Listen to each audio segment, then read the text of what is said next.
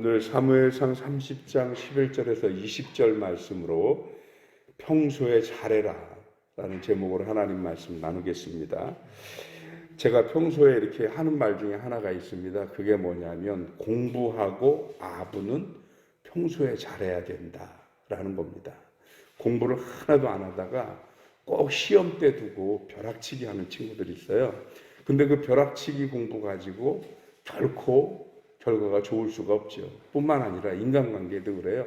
평소에 잘 알지도 못하는데 어려움 당하니까 그때 힘들다고 와서 도와주세요. 그러면 도와줄 사람 별로 없어요. 그런데 평소에 잘 지내고 가까이 지내고 인간관계가 돈독한 분들은 어렵다고 그러면 도와달라 소리 안 해도 뭐 힘든 거 없어. 그리고 쫓아오잖아요. 그게 공부와 아부의 공통점이니 평소에 잘해라. 이게 제 지론입니다. 그런데 오늘 성경에 그런 얘기가 나오는 거예요. 어제까지 우리가 함께 나눈 말씀 중에 다윗이 군사들을 데리고 잠깐 피한 사이에 아말렉 족속들이 와서 시글락에 있던 자신들의 아내들과 자식들을 다 포로로 사로잡아 갔잖아요. 그것 때문에 너무너무 슬프고 힘들었는데 하나님이 다행히 지금이라도 추격하면 얼마든지 쫓아갈 수 있다라고 응답을 주셔서 그래서 이제 자기 모든 신하들과 더불어서 아말렉을 쫓아갑니다. 그런데 그 넓은 사막 지역에서 그냥 아말렉이 있을 것 같은 쪽으로 가기는 가지만 요즘같이 레이더와 첨단 장비가 있어도 쉽지 않은 게 사람 찾는 일인데 그냥 말 그대로 서울 가서 김서방 찾기잖아요. 그런데 마침 신하들이 어디서 애굽 사람 소년 하나를 데리고 옵니다. 그래서 다윗이 네가 어디서 온 누구냐고 물으니까 나는 원래 애굽 사람인데 아말렉 사람의 노예로 있다가 나의 주인이 지금 여기저기 침범하다가 시글락에도 가서 그 시글락을 쳐서 많은 것을 빼앗아서 가고 있습니다 하면서 자기가 아말렉 사람의 종이라는 신분을 밝히게 됩니다. 다윗이 얼마나 잘 됐는지. 그런데 이 아말렉 사람의 종이라는 애굽 소년이 다윗의 부탁에 의해서 자기의 안전만 보장해주면 이 모든 길을 안내하겠다고 하는 거기에 배경이 있어요. 배경이. 그 배경이 뭐냐? 자기 주인이 자기가 병들었다고 사흘 전에 자기를 버렸다는 거예요. 이 한마디만 봐서도 이 애굽 소년의 주인인 아말렉 사람이 평소에 종들을 어떻게 대했을까? 그리고 특별히 이 종에게 어떻게 대했을까? 진짜 종이라면 아무리 주인이라면 아무리 종일지라도 나랑 한솥밥을 먹는 종이 아프면 어디가 아프냐고 물어보고 치료해주고 최선을 다해서 돌보다가 해도 안 되면 좀 쉬어라 이렇게 해야 맞는 거지. 그런데 아프자마자 버렸어요. 그 버린 배경을 가만히 생각해 보니까 이해는 돼요. 왜냐하면 오늘 그 시글락뿐만 아니라 여기저기 다니면서 꽤 많은 사람들과 물건들을 약탈했단 말이죠. 그러니까 노예와 종이 넘쳐나는 거예요. 너 아니라도 얼마든지 노예는 넘쳐난다. 사로잡은 포로들이 많으니까.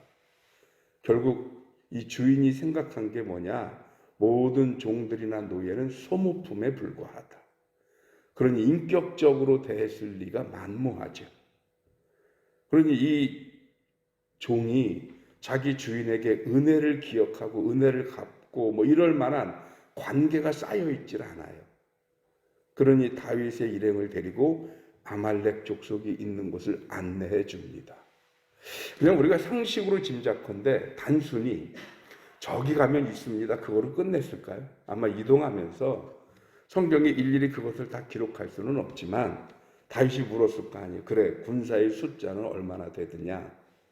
그들이 무기는 뭘 가졌더냐?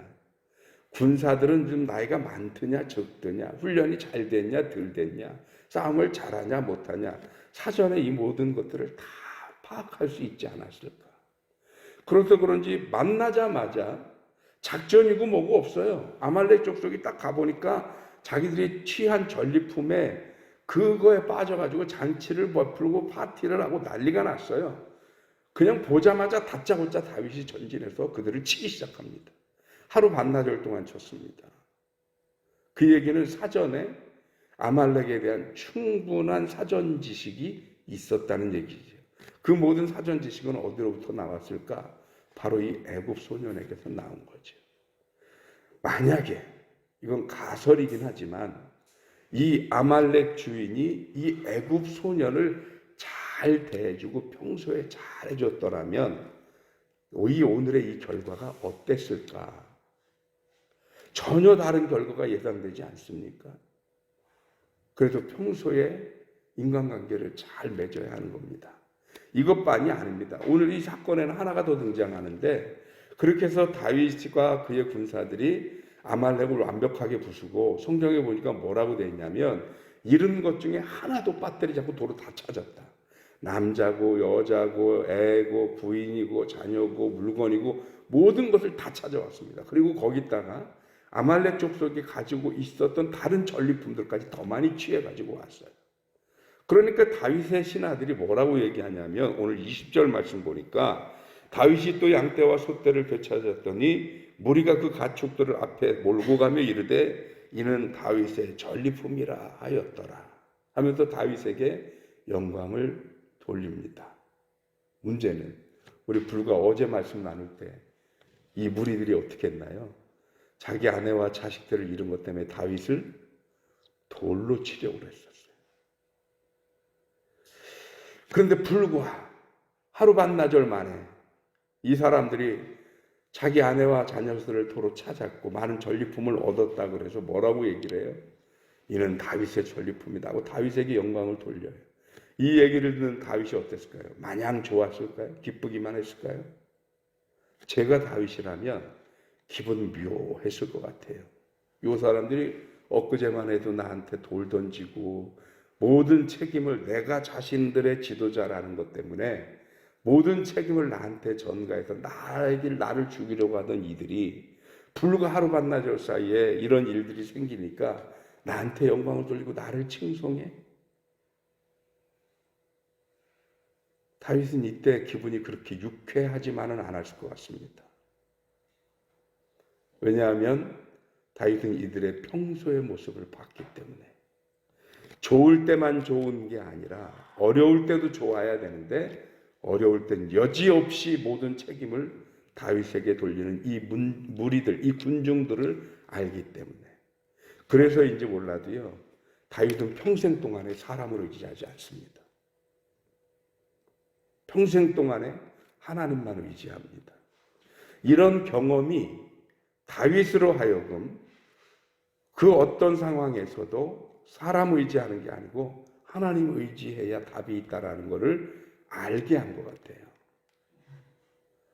예, 여러분 우리가 하나님 의지하자고 어제 말씀 나눴습니다만 평소에 우리 하나님 앞에 쌓을 거 많이 쌓아야 합니다. 사람끼리도 평소에 잘해야 하고 공부도 평소에 많이 해놔야 되는 게 맞지만 우리도 하나님 앞에도 마찬가지가 아닐까 싶어요. 우리가 신앙생활을 엉망으로 하다가요 꼭 어떤 때 나와요. 어렵고 힘들고 고통스럽고 위기를 만나면 그때 와서 천부여 의지 없어서 손들고 옵니다. 이런 말 하기 참 많이 안타깝고 미안한데 버스 지나갔어요. 그 전에 왔어야 되죠. 언제요? 그렇게 사람들이 물어요. 언제가 어디 있어요? 신앙생활. 평소에 잘해야지요. 내가 기도할 수 있을 때, 내가 하나님 앞에 섬기고 봉사할 수 있을 때 평소에 잘 해놔야 어려움이 오면 하나님 어려워요, 힘들어요. 그렇게 기도할 때 하나님이 그래, 네가 나한테 한 것을 안다. 물론 하나님이 우리에게 베푸시는 것은 은혜이기 때문에 우리가 잘 못했어도 하나님 앞에 간절히 기도하면 더러는 하나님이 우리의 기도를 들으시는 분이시기는 하십니다. 그렇지만 우리 입장에서 염치가 없잖아요. 염치가. 하나님 앞에 평소에 신앙생활 잘하고 평소에 하나님 앞에 온전히 서기 위해서 몸부림치는 우리들이라면 하나님 앞에 아플 때마다 천부여 의지 없어서가 아니라 늘 해왔던 일이니까 늘 해왔던 대로 기도하고 엎드려서 주여 오늘은 힘든 일이 있습니다 라고 얘기하면 하나님이 그래 네가 나한테 한 일이 있고 내가 너를 안다. 우리의 기도를 응답하시지 않겠습니까? 그래서 아까 제가 제 지론 중에 공부하고 아부는 평소에 잘해야 된다. 이렇게 제 지론이라 그러는데 여기에 하나를 추가해야 될 것 같아요. 공부하고 아부하고 신앙생활은 평소에 잘해야 된다. 여러분, 저희가 여러분들이 평소에 신앙생활 잘하는 저와 여러분들이 되시길 주님의 이름으로 축원합니다. 기도하겠습니다. 하나님, 우리들이 신앙생활하는 것은 단순히 우리들의 위기와 어려움을 극복하기 위해서만 하는 것은 아닙니다.